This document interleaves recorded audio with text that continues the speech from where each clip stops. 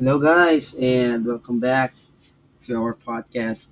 And by the way, this is your host, Cypriot X, or should I say the appropriate name is Richard? So, Spirit X is just my brand, personal brand, all right? This is going to be the fourth episode of our podcast. Um, Actually, it's been a while since I was planning to publish another episode in our podcast, and this is going to be the first episode wherein I do have my video video podcast. I just want to experience, and I just want to look at myself. How do I look like in the camera? I know I am not that. Um, how do you say this? If there is photogenic, so like cameragenic. I'm not that attractive uh, in the camera, but I know somehow. Um, I do have something to tell. That's why. So, in this episode, I'd like to talk about, since the previous topic that we had was all about toxicity in a relationship. Um, in this episode, I would like to talk about how we can enrich our existing relationships. So this is going to be the opposite, I believe, of the previous episode that we have or we had. From the episode three. Um, I've been thinking of this actually. It's been a while since I was thinking for a content to publish. It's just that I was bothered with many obligations at work. Um, with personal things like gaming and making some memories with my family and friends. So for today, after gathering some inspirations and some learnings that I learned throughout the holidays, I am confident to tell you or to share to you what are the things that I learned so far, most especially when we talk about enriching our existing relationships. All right. Without further ado, let's dive in so that we cannot have a long running time for this episode. All right, so the first thing I would like to share in regards to how we can enrich our relationship is number one, we need to have this so called frequent communication. Because you see, if we are in a relationship with our partners, with our family, and if we are to cut off the communication, what will happen? Obviously there will be plenty of negative things that will arise in that specific scenario, right? You can be easily misunderstood by your partner. Your partner will overthink, probably. The person will think maybe you are committed to someone else, or you're just not interested to the relationship anymore, right? And if we are to look at history, most common problems why wars existed is because due to miscommunication. Now that is because the message wasn't conveyed properly, or most likely the two parties did not communicate properly, or they cut off the communication. That's why conflicts arise.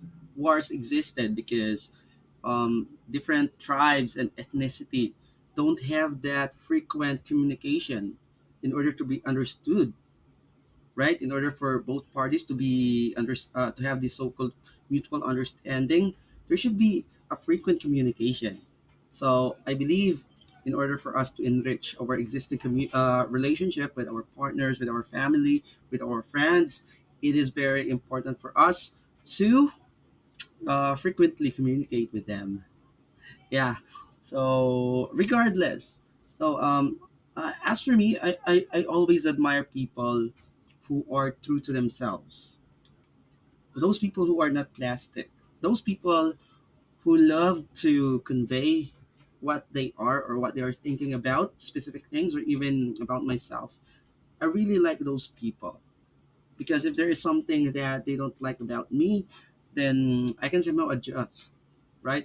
I can make something up for myself to improve.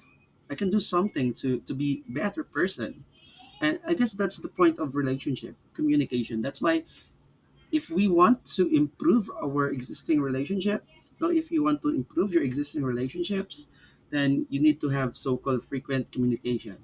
Now, most people will um say, like the one that I read online, they stop communicating with their partners. That is because it's getting toxic. So I guess you have to redefine, or I should say, you need to clearly define what makes the relationship toxic, right? Is it because the person is not understanding what you mean to say, or is that there's no more love anymore? That's why what you're feeling when the opposite person is telling you something, then you always feel not good. Yeah, you always feel that good. You don't appreciate criticism right away. You don't appreciate criticism anymore. That is because you lose the love for the person, or you lose the importance of the person in your life. No, I'm just talking. I'm not just referring to girlfriend boyfriend relationship, but also to families, right? So people, they cut off their families. That is because they always say their family is so toxic. They won't listen to what they want. They won't listen to what they want to do in life, right? Those are the common things. But as for me, I should say, we need to have the number two reason in which we can improve the relationship is open-mindedness. Because once we establish this frequent communication, we need to also have this so-called open-mindedness. Because it's not always those people involved in the party in a relationship will always agree to what we are always have in our mind. Those people will most likely go against depending on what you're thinking. Let's say, for example, if you are to plan something like an outing, right? And you want to go somewhere, then most likely, most of the people involved in the party, they want to go somewhere else.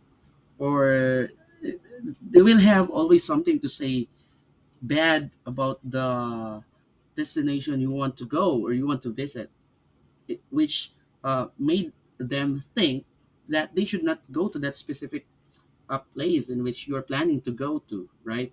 So, in short, my point is in telling you this, it's not always those people involved in a relationship, those people will always agree right away to what you have to say. That's my point. Because we individually, we think differently. We have our own um, constructs in our mind, right? We have our own agenda, we have our own motives, we have our own standards, we have our own um, feelings to feel, or we have our own impressions in regards to different things. That's why it's always natural to have a disagreement with people who are involved within the relationship. And I believe that is the same with any kinds of relationship, I believe. Not even with a girlfriend and boyfriend, even with a family, right? So you want to, so for example, you're a student or you're planning to go to college and you want to enroll yourself in a, let's just say, what kind of course? Medicine, doctors of medicine, the, uh, to college, I believe. You want to enroll yourself in the field of medicine, right? So you want to study uh, to become a doctor, something like that. Then probably, most likely, your parents will not agree for number one reason. Most likely, most commonly here in our country is due to financial reasons, right? So that's why you just have to enroll to another school and enroll yourself to different course in which you yourself in the first place is not agreeing to.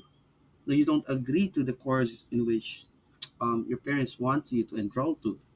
No, it is just some sort. It became your second option. So my point is, there's always a disagreement in between because we human beings think differently. That's the point, and we need to have this so-called open-mindedness in order for us to understand what's the point and somehow talk talk it um, into details constructively, we can arrive to specific common grounds. You can arrive to specific common grounds wherein you can agree within the party, within the relationship, on uh, on things, on how to decide on things. That's the point, actually. So, frequent communication, number one. The second one is open mindedness, because we think differently. And the third one, I know it's getting late, it's already 10 minutes. For the third one, I believe on how we can enrich our relationship is to make more memories. That's the third one. Making more memories. Because I believe relationships get stronger by memories. That's why when your friends, your lover, your family ask you to um, get together, go to an outing together, or to have a family reunion. So I should say personally, you should value that one and somehow file a leave in your work or whatsoever. Just try to make memories together. That is if you want to make your relationship grow stronger. That is because those memories are something that you cannot pay with money, right? So yeah, you need money to make memories because you have to visit different kinds of places. You need to eat different kinds of foods. You need to experience different activities. You need money in the first place. But if in any case the opportunity comes for you, or the moment is calling you to make memory with the person you love the most, then I believe I should say it's really worth it to spend some time with those people whom you are having relationship with, most especially with your family or with your lover. So I guess that's all for the day for my podcast episode. And by the way, thank you so much for tuning in and for dropping by. Expect another episode. Pardon my communication because I'm not a native speaker of the language, but I'm using this podcast like a training ground for myself to express myself and to be understood by those people who know me and for those people who want to get to know me more. So I guess thank you so much, and that's all for now. See you in the next episode, and Happy New Year. Have a great year ahead, everyone. Goodbye. Bye bye for now.